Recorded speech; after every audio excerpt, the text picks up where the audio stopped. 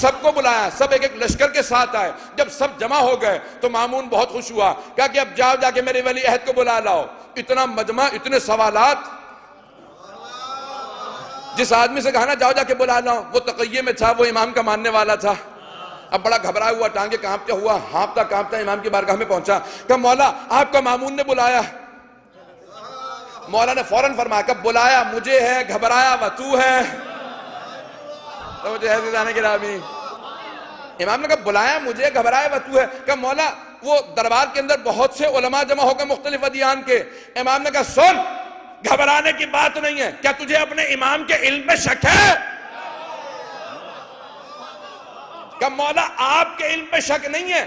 یہ جو مناظرہ کرنے والے ہوتے ہیں یہ گھما پھرا کے بات کو ایسا پیش کرتے ہیں، سوال ہوتا کچھ ہے، پیش کچھ کرتے ہیں. امام نے کہا سن، جب میں ہر عالم کو اسی کی کتاب سے، اسی کی زبان میں، جملہ کو سنیے گا امام کے. امام نے کہا سن، جب میں اسی کی کتاب سے، اسی کی زبان میں، اسی کی رفتار سے، اسی کے سامنے جواب دوں گا تو چہرہ میرا نہیں مامون کا دیکھنے والا ہوگا.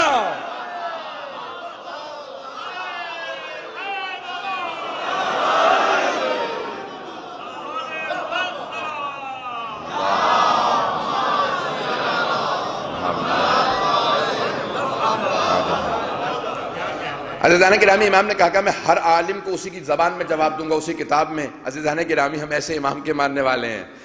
جب امام کے پاس آنے لوگ سوال کرنے لگے تو بعض جو ضعیف العقیدہ قسم کے لوگ تھے کہا مولا ان کی زبان آپ نے کب سیکھی؟ یہ تو روم سے آیا، آپ روم گئے ہی نہیں. امام نے ایک کنکر کو اٹھایا، اپنا لعاب دہن لگایا کہ اپنی زبان پہ رکھ. اس نے زبان پہ رکھا، بڑی تیزی سے گنتی گننے لگا، 1 2 3 سے 70 تک چلا گیا. کچھ نے پوچھا گنتی کیوں گن رہا ہے؟ کہ ان کے لعاب دہن کا اثر یہ ہے، میں نے اپنی زبان پہ رکھا، 70 زبانیں مجھے ازبر ہو گئے.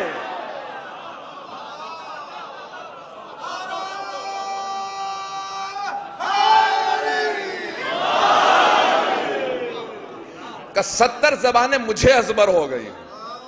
عزیزانِ گرامی، ان کی لعاب دہن کا اثر ہے. امام ایک مرتبہ کہنے لگے، کہا کہ دیکھ تو بصرہ کا رہنے والا عراق کا، وہاں کے لوگ تیز ہوتے، مجھے یہ بتا اس نے مامون نے ان سب علماء کو کیوں بلایا ہے؟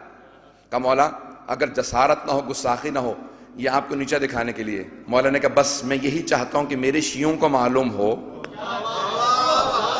یہ میرا چاہنے والا نہیں ہے، یہ میرا بغض رکھنے والا ہے. امام نے کہا سب پہ واضح کرتا رہے. امام نے ایک مرتبہ، عزیزان گرامی اپنے الفاظ میں پیش کروں گا، اس کو سادہ کر کے آپ کے سامنے پیش کروں گا.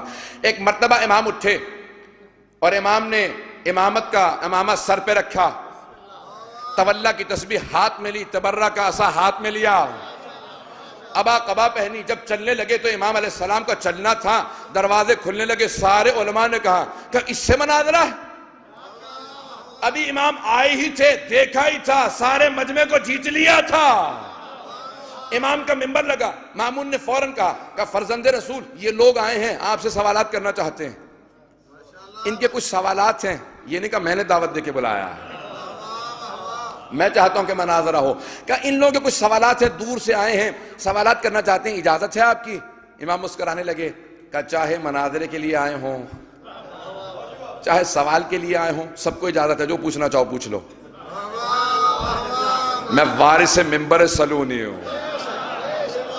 عزیزان گرامی، بس امام تھے نا، فوراً بیٹھے. امام نے کہا چاہو، اب مجمع نے کہا کہ پہلے آپ سوال کریں گے یا پہلے ہم سوال کریں؟ امام نے کہا چاہو تو تم سوال کر لو، چاہو تو میں سوال کر لوں. کہ اتنا یقین ہے آپ کو اپنے علم پہ؟ امام نے کہا ہاں، جو چاہو تم پوچھ لو، اور اگر کہو تو میں سوال کرتا ہوں. کہ ہم تو بہت زیادہ ہیں، آپ جس سے جو چاہیں سوال کر لیں. امام نے کہا ٹھیک ہے، میرا پہلا سوال عیسائیوں سے ہے. کیوں عیسائیوں سے؟ کیونکہ ان کے ہاں توحید کا مسئلہ ہے. وہ حضرت عیسیٰ کو ابن اللہ مانتے ہیں، اللہ کا بیٹا مانتے ہیں، بندہ نہیں مانتے. عزیزان گرامی توجہ کیجئے گا، امام نے اصول دین کی ترتیب امام رضا نے سمجھائی. امام نے کہا میرا پہلا سوال عیسائیوں سے. اب سارے عیسائی کھڑے تھے، راس الاسقف کھڑا تھا، امام کو دیکھ رہا تھا. امام نے کہا میں حضرت عیسیٰ کو مانتا ہوں، وہ اللہ کے نبی تھے، بندے تھے، اللہ نے کتاب دے کے بھیجا تھا، شریعت دے کے بھیجا تھا. جناب عیسیٰ اللہ کے برگزیدہ انبیاء میں سے تھے، لیکن جناب عیسیٰ کے اندر ایک کمی تھی، نماز روزے کے چور تھے. جیسے آپ گھبرائے بیٹھے ہیں نا، وہ سارا مجمع امام پہ حیرت کرنے لگا کہ یہ امام نے کیا کہہ دیا، جناب عیسیٰ سے متعلق اتنی بڑی بات کہہ دی۔ اب امام جانتے تھے کہ مناظرے کے اصول ہیں، جب تک کہ اپنے مد مقابل سے اپنی بات نہ کہلواؤ، نہیں واضح کر سکا کہ جب تک مد مقابل سے اپنی بات نہ کہلوا لو تب تک مناظرہ جیتتا نہیں ہے انسان۔ بس یہ جملہ کہنا تھا، جناب عیسیٰ، امام نے کہا جناب عیسیٰ نماز روزے کے چور تھے۔ وہ جو راس الجالوت تھا، ایک مرتبہ اس کو آگ لگ گئی، اس نے کہا کس نے کہا کہ آپ مسلمانوں کے عالم ہیں؟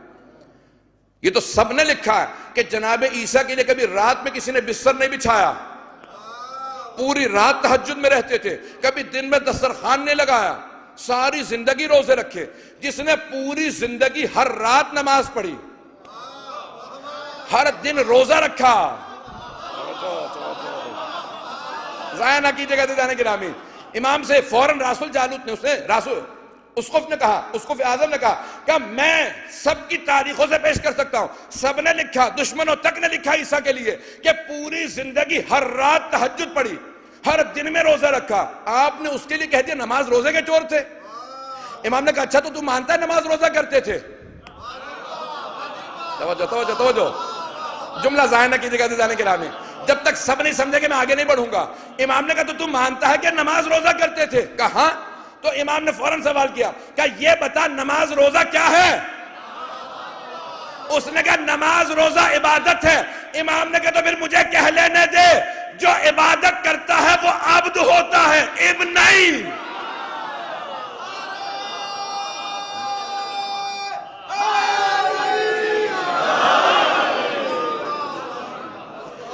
امام نے کہا نماز روزہ عبادت ہے، جو عبادت کرتا ہے وہ بندہ ہوتا ہے، بیٹا نہیں۔ امام نے کہا اب تیرا سوال۔ جب امام نے کہا نا تیرا سوال، اس نے کہا اب سوال کے لائق چھوڑا ہی کہاں ہے آپ نے؟ فوراً گھبرا کے رونے لگا، کہا کہ ہمارا پورا دین اسی پہ ہے، ہمارے پورے دین کی بنیاد ہی اللہ کا بیٹا ہونے پہ ہے، آپ نے بنیاد ہی ختم کر دی ہے، میں سوال کیا کروں؟ پتہ نہیں توجہ ہے جانے کے رامی ہے نہیں؟ وقت گزر گیا، میں پیش کرنا مکمل کر دوں اگر بات کو تھوڑے سے۔ عزیزان گرامی، کس کے ماننے والے عزیزان گرامی، جب ایک مرتبہ امام نے فوراً جب سوال کر لیا نا عیسائیوں سے، تو پھر رخ کیا راس الجالوت کا، وہ جو یہودیوں کا سب سے بڑا عالم تھا۔ امام نے کہا کہ اے راس الجالوت، یہ کیا بات ہے کہ تم جناب موسیٰ تک سارے انبیاء کو مانتے ہو، ان کے بعد والے انبیاء کو نہیں مانتے؟ تو اس نے فوراً جواب دیا، کہا اس لیے کیونکہ جناب موسیٰ نے جتنے بڑے بڑے معجزات دکھائے ہیں، ان کے بعد آنے والے انبیاء نے ویسے معجزات نہیں دکھائے۔ امام نے فوراً جواب دیا، امام نے کہا دیکھ، کیا یہی دو معجزات نہیں جناب موسیٰ کے کہ اپنے ہاتھ کو جیب میں ڈالتے تھے، نکالتے تھے، ید بیضا ہو جاتا تھا، ہاتھ سے نور نکلتا تھا، عصا زمین پہ پھینکتے تھے، اژدہا میں بدل جاتا تھا؟ کہ یہی دو معجزات نہیں تھے؟ کہ ہاں بے شک یہی دو معجزات۔ اور اگر میں یہ بتاؤں کہ بعد والے انبیاء نے ان سے بڑے معجزات دکھائے؟ گھبرا کے نہ سنیے گا، کہ جناب عیسیٰ نے مردوں کو ٹھوکر مار کے زندہ کیا، قوم بِإِذْنِ ربک کہتے تھے، مردہ زندہ ہو جاتا تھا۔ جناب ختمی مرتبت نے وہ سارے معجزات جو سارے انبیاء نے دکھائے تھے، اکیلے ختمی مرتبت نے دکھائے۔ چاند کے 2 ٹکڑے کیے، سورج کو پلٹایا، قرآن دے کے گئے، کہا کہ یہ تو وہ معجزات ہیں جو ان کے ماننے والوں نے بتائے ہیں۔ توجہ، کہ ہم نے خود تھوڑی دیکھے، یہ ان کے ماننے والوں نے بتائے ہیں، اس لیے میں نہیں مانتا۔ امام نے کہا اچھا حضرت موسیٰ کے معجزات تو نے خود دیکھے؟ توجہ عزیزان کے جملے کو ضائع نہ ہونے دیجیے گا۔ اس نے کہا کہ یہ جناب عیسیٰ جناب رسول خدا کے معجزات ان کے ماننے والوں نے بتائے ہیں، ہم نے خود نہیں دیکھے۔ امام نے کہا تو جناب موسیٰ کے معجزات تو نے خود دیکھے؟ اس نے کہا نہیں خود تو نہیں دیکھے، لیکن مستند کتابوں میں آئے ہیں، مستند کتابوں میں آئے ہیں، ریلائبل سورسز میں آئے ہیں، جن کتابوں پہ اعتماد کیا جا سکتا ہے ان میں آئے ہیں۔ امام نے کہا اور اگر تو ایک کتاب کا نام بتا جو تیرے نزدیک قابل قبول ہے؟ تو اس نے کہا توریت سے بڑی ہمارے نزدیک کوئی کتاب نہیں۔ امام نے کہا اور اگر تجھے توریت سے دکھا دوں؟ مجمع اب گھبرا کے سن رہا۔ عزیزان گرامی، جب میں اس کا ترجمہ کر رہا تھا نا انگریزی میں، تو میں سوچ یہ رہا تھا کہ امام نے 1300 سال 1250 1300 سال پہلے حوالہ دیا، توریت زبور انجیل تبدیل ہو چکی ہیں، تحریف ہو چکی ہیں، بدل چکی ہیں. کیا امام نے جب حوالہ دیا تو ان کی اس وقت کی توریت میں تھا اور آج کی توریت میں نہیں ہے؟ رات تاخیر ہو چکی تھی، مجھ سے برداشت نہ ہوا، پوری رات تحقیق کرتا رہا. میں نے ایک مرتبہ گیٹ وے ٹو بائبل یا gospel.com دونوں سائٹوں کے اوپر جا کے دیکھیے، توریت مل جائے گی. میں نے توریت کو کھولا، عربی کی عبارت کو ڈالا کیونکہ امام نے حوالہ عربی میں دیا تھا. میں نے توجہ کی کہ ایسا جملہ جو امام نے 1250-1300 سال پہلے کا آیا موجودہ توریت میں ہے یا نہیں؟ عزیزان گرامی، وہ جملے جو امام نے 1250 سال پہلے پیش کیے تھے، تحریف ہونے کے بعد آج تک توریت میں موجود ہیں. تو ہم ایسے امام کی امامت کے قائل ہیں جو 1200 سال بعد دیکھ کے بتائے کیا نکالا جائے گا، کیا باقی رہے گا. امام نے حوالہ وہ دیا جو آج تک باقی ہے. عزیزان گرامی، جب میں نے نکالے وہ سارے آج تک میرے پاس موجود ہے، جب میں نے نکالا تو وہاں پہ الفاظ تھے. امام نے پڑھنا شروع کیا، سنیں گے عزیزان گرامی؟ تھوڑا سا وقت زیادہ لوں گا عزیزان گرامی، مسائل کو مختصر کر دوں. عزیزان گرامی، ایک مرتبہ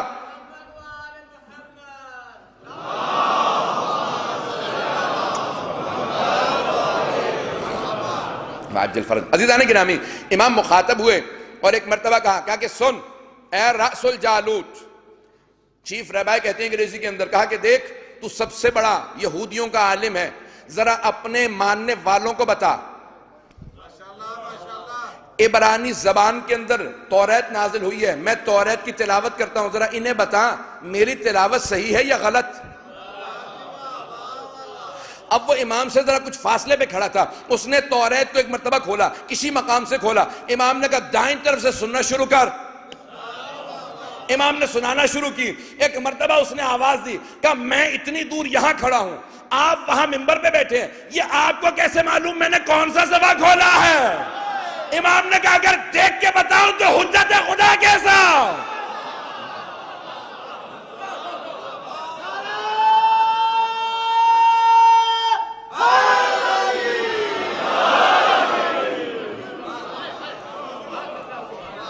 اب اس نے ایک مرتبہ جب کھولا، امام نے کہا بتا ذرا تلاوت صحیح ہے، اگر دیکھ کے بتاؤں تو حجت خدا نہیں ہوں، بغیر دیکھے بتاؤں گا کون سا صفحہ کھولا ہے. امام نے آیات کی تلاوت کی، اس نے فوراً توریت کو بند کیا، کہا ایھا الناس، اے لوگو میں گواہی دیتا ہوں کہ یہ علی ابن موسیٰ رضا ہماری کتاب کو ہم سے بہتر جانتے ہیں، ہم سے بہتر تلاوت کرتے ہیں. امام نے کہا اب ذرا گیسٹرونومی کی کتاب کو کھول. امام نے اس نے کھلوائی کتاب، اور جیسے ہی اس نے کتاب کھولی امام نے کہا ذرا آیات سننا شروع کر، کتاب تمہاری ہے، حوالہ میں دے رہا ہوں. امام نے کہا تو نے کہا کہ مستند کتابوں میں نہیں آیا، اگر میں تمہاری کتاب سے دکھاؤں اور آج موجود ہے. میں نے موجودہ یہودیوں کو حوالہ پیش کیا ہے جناب ختمی مرتبت سے متعلق، آج کے یہودیوں کو پیش کیا. خدا کی قسم ممبر پہ ہوں، ذمہ داری سے پیش کر رہا ہوں، آج تک کسی نے کوئی جواب نہیں دیا. ہم ایسے امام کی امامت کے قائل ہیں جو 1200 سال پہلے وہ دلیل ہمیں دے کے جائیں جس کا آج تک کوئی یہودی جواب نہ دے سکے. عزیزان گرامی، فوراً امام نے کہا سن وَتَجَلَّ رَبُّكَ، your God showed his manifestation. یہ الفاظ سے جو میں نے وہیں سے توریت سے نکالے انگریزی کے ترجمے سے، کہ تیر اور تمہارے رب نے اپنی تجلی کو بھیجا علی طور سینا، طور سینا پہ. کہ طور سینا پہ کون سے نبی پہ وحی آئی تھی؟ کہ جناب موسیٰ پہ. توجہ سارے مجمع کی. امام نے کہا علی طور سینا، کہ اللہ نے اپنی تجلی کو بھیجا، کہ سب نے لکھا ہے جناب موسیٰ پہ.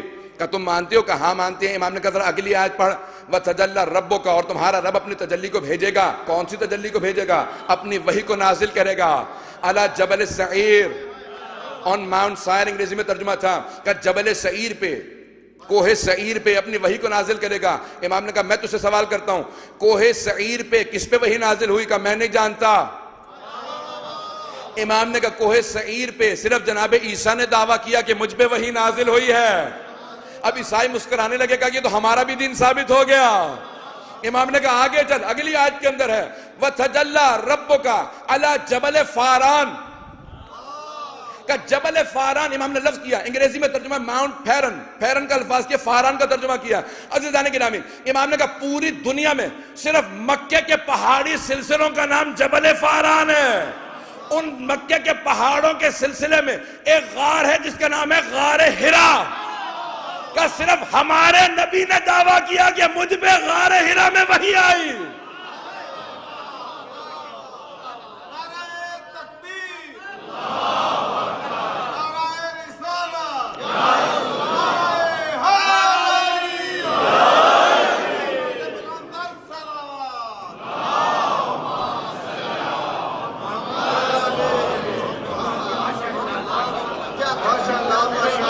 عزیزان گرامی، جب امام نے حوالہ جات پیش کیے، اب ایک مرتبہ مامون نے فوراً آواز دی کہ بہت ہو گیا، اتنے مشکل سوالات میرے ولی حج سے کیے جا رہے ہیں، میں برداشت نہیں کر سکتا۔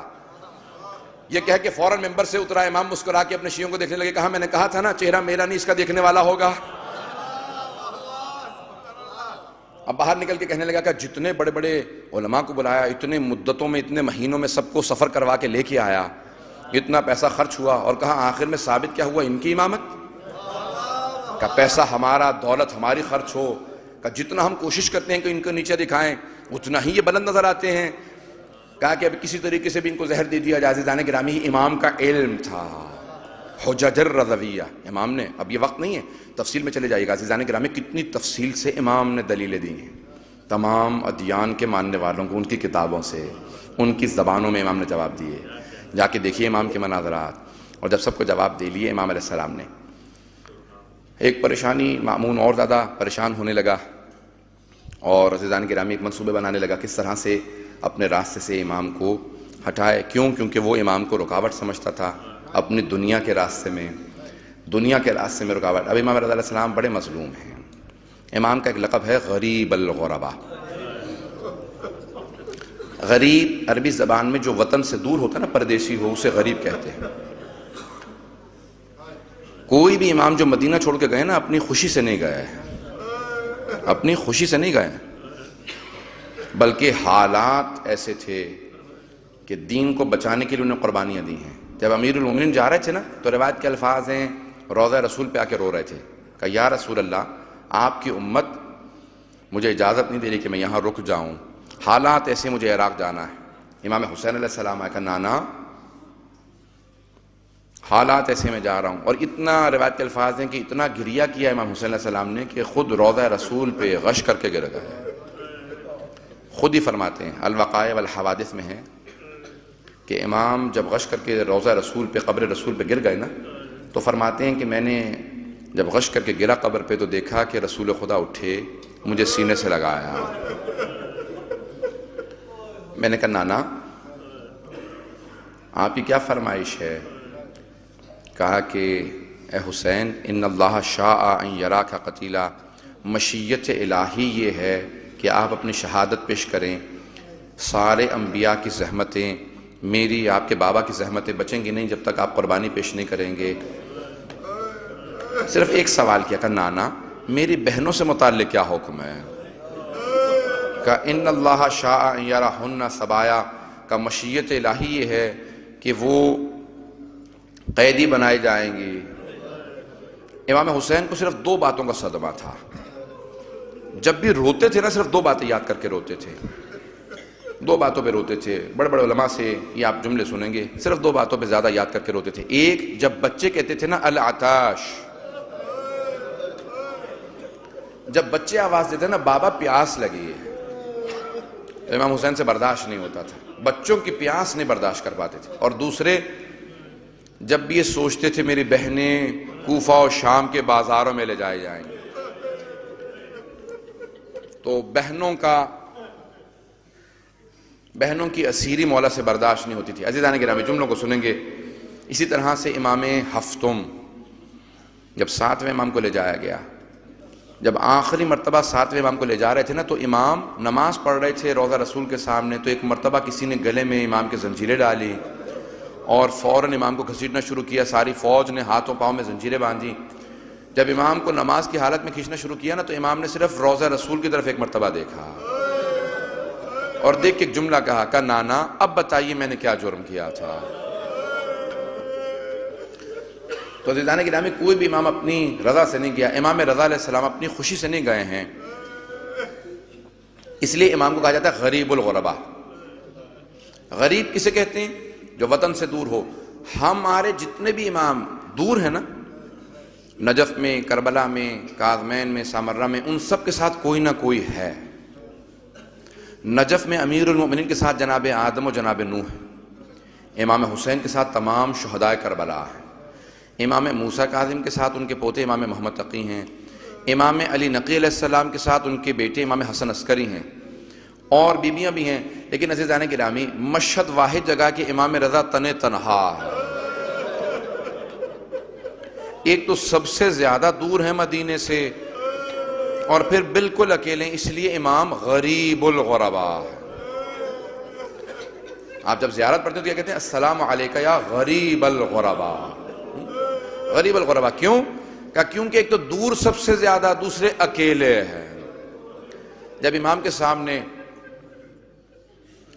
جب ایک شاعر نے امام کہا نا کہ مولا میں نے آپ کے اجداد کے لیے مرثیہ لکھا ہے، وقت زیادہ میں نے لے لیا تھوڑا سا، امام کی 2 روایت پیش کروں گا اور امام کی شہادت کے چند جملے پیش کروں گا. کہا مولا میں نے آپ کے اجداد کے لیے مرثیہ لکھا ہے. کہا مولا سناؤ. مولا نے کہا سناؤ.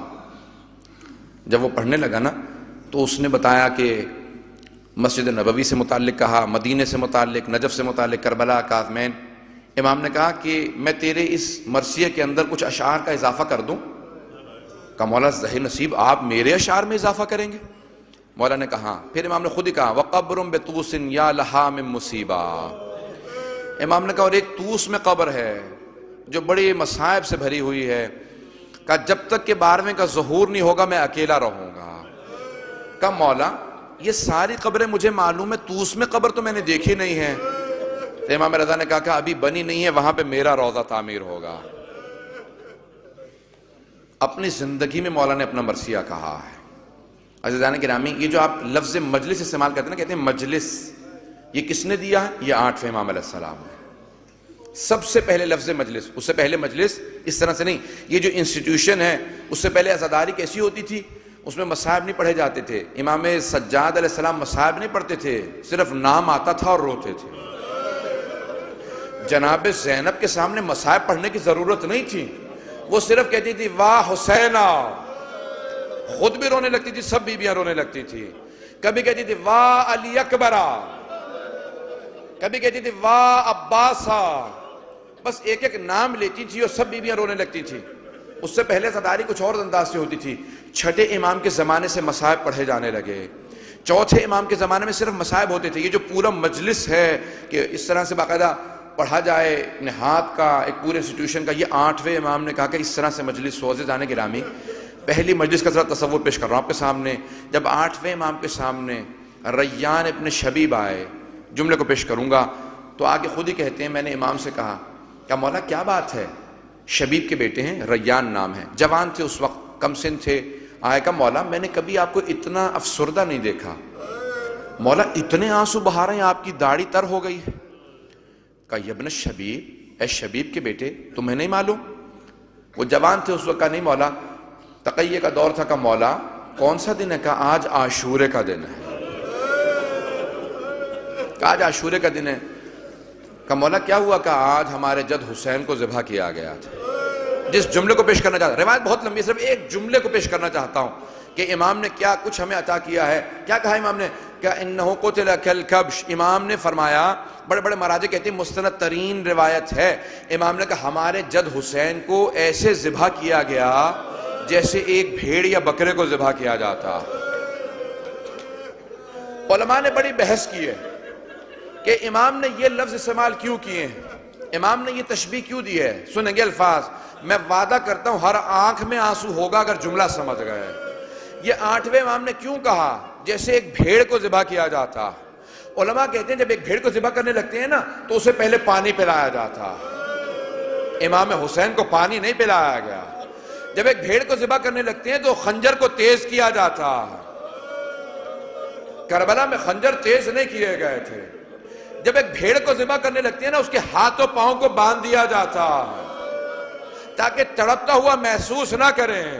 امام حسین کے ہاتھوں کو باندھا نہیں کیا تھا. جب ایک بھیڑ کو ذبح کرنے لگتے ہیں تو اسے دوسرے بھیڑوں سے چھپا دیتے ہیں. امام حسین کو آپ کی بہن سے چھپایا نہیں گیا تھا. جملوں کو سنیں گے پھر کہتے ہیں کیوں امام رضا نے کہا ایسے ذبح کیا گیا.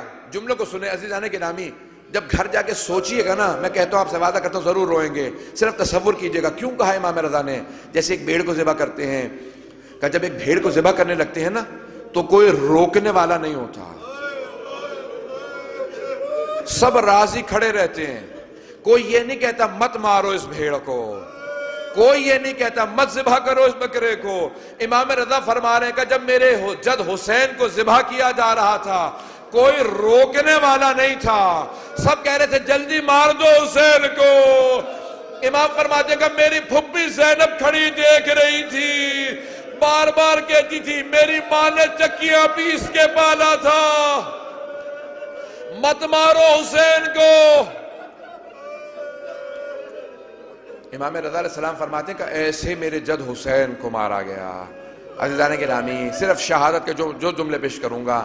جب مامون نے بلایا نا آخری مرتبہ امام رضا علیہ السلام کو, خواجہ ابا سلط ہیروی تھے, امام کے ایلچی تھے, امام کے منشی تھے, جو گھر میں سارے کام کرتے تھے. امام نے کہا خواجہ اگر میں واپس آؤں اور میرے چہرے پہ رومال ہو سمجھ لانا مجھے زہر دے دیا گیا, پھر مجھ سے کلام نہ کرنا, بس پھر انتظار کرنا. کہا مولا پھر میں آپ کا غسل و کفن کیسے کروں گا؟ کہا خواجہ امام کا غسل و کفن صرف امام کرتا ہے. کہا مولا لیکن آپ کے بیٹے محمد تقی تو مدینے میں ہیں. امام نے کہا نہیں, انتظار کرنا, میرا بیٹا مدینے سے آئے گا. کہا خواجہ جب میرا بیٹا آئے نا تو میرے حجرے میں آنے سے روکنا مت, بتا دینا میں کس حجرے میں ہوں. کہا میرے بیٹے کو آنے دینا, اور ایک مرتبہ کہنا ہر باپ کی آخری حسرت ہوتی ہے کہ جب اس کا دم نکلے تو بیٹے کے زانوں پہ دم نکلے.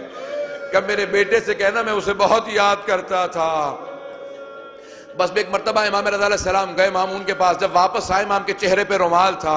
خواجہ سمجھ گئے کہ امام کو زہر دے دیا گیا ہے, بار بار خون کی قے آتی تھی. امام نے کہا خواجہ میرے حجرے میں مت آنا. بس امام نے اپنے حجرے کا دروازہ بند کیا. خواجہ کہتے ہیں کہ میں آنسوؤں سے رو رہا تھا, میں روتا جاتا تھا, دیکھا اچانک ایک مدینے کی جانب سے ایک نوجوان کا نور میرے حجرے میں وارد ہوا. کہ میں نے فوراً پریشان ہو کے سوال کیا کہ میں نے ہر دروازے کو بند کر رکھا ہے, آپ کیسے حجرے میں وارد ہوئے؟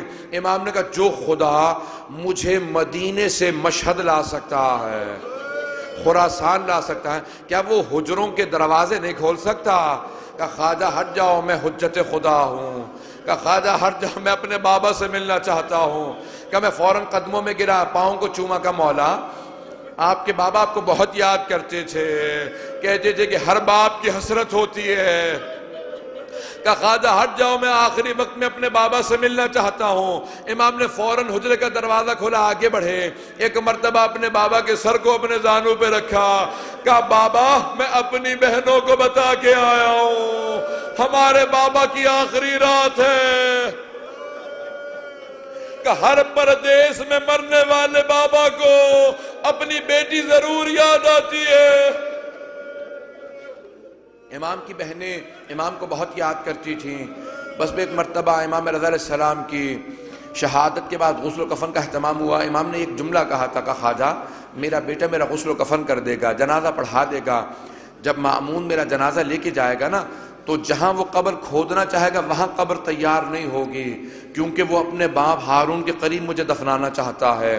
کبھی بھی امام کسی ظالم کے پاؤں میں نہیں دفن ہوتا, کبھی کسی ظالم کے پائنتی میں دفن نہیں ہوتا. خواجہ ایک اور مقام پہ جب آگے بڑھو گے نا پھاوڑا زمین پہ مارنا, خود بخود قبر تیار ملے گی, میری قبر کھودنے کی ضرورت نہیں ہوگی. خواجہ اس میں پانی ہوگا, پانی خود بخود باہر آئے گا. خواجہ جب مامون تم سے سوال کرے نا تو بتا دینا میں نے بتایا تھا. عزیزان گرامی, ایک مرتبہ جناب امام محمد تقی نے جنازہ پڑھایا. کہا کہ اے خواجہ بسل میرے بابا کی وصیت کے مطابق میں نے غسل و کفن جنازہ پڑھا دیا ہے, اپنے بابا کی تدفین کے لیے میں قبر میں موجود ہوں گا. خواجہ کسی سے بتانے کی ضرورت نہیں ہے کہ میں مدینے سے آیا تھا, تفصیل نہ بتانا, میرے بعد سب کو پتہ چل جائے گا. عزیزان گرامی ایک مرتبہ جنازہ اٹھا, بڑی تعظیم سے اٹھا, سارا خراسان جمع ہو گیا, ہر آدمی روتا جاتا تھا, سر پیٹتا جاتا تھا, کہتا جاتا تھا ہائے امام رضا, ہائے مولا رضا. ہر جگہ پہ لوگ رو رہے تھے. بڑی تعظیم سے امام کا جنازہ اٹھا، لیکن میرا دل کہتا ہے امام رضا بار بار کہتے ہوں گے او تعظیم سے جنازہ اٹھانے والوں اتنا بڑا اہتمام نہ کرو، میرے جد حسین کا جنازہ 3 دن تک دھوپ میں پڑا رہا۔ ادرکم اللہ، میرے تمام کہتے آخری جملے سن لیجئے۔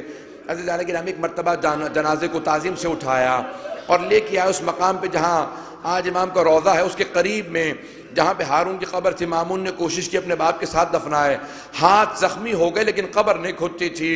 ایک مرتبہ خواجہ نے کہا یہاں امام کی قبر نہیں تیار ہوگی، کہا کیوں؟ کہا امام نے خود سے کہا تھا کچھ فاصلے سے آگے بڑھے، جب بہت دور چلے گئے زمین پہ پھاوڑا مارا، قبر تیار ہو گئی، اس میں پانی بھرا، بہت ایک مرتبہ دیکھا سارا پانی بہتا ہوا باہر آنے لگا۔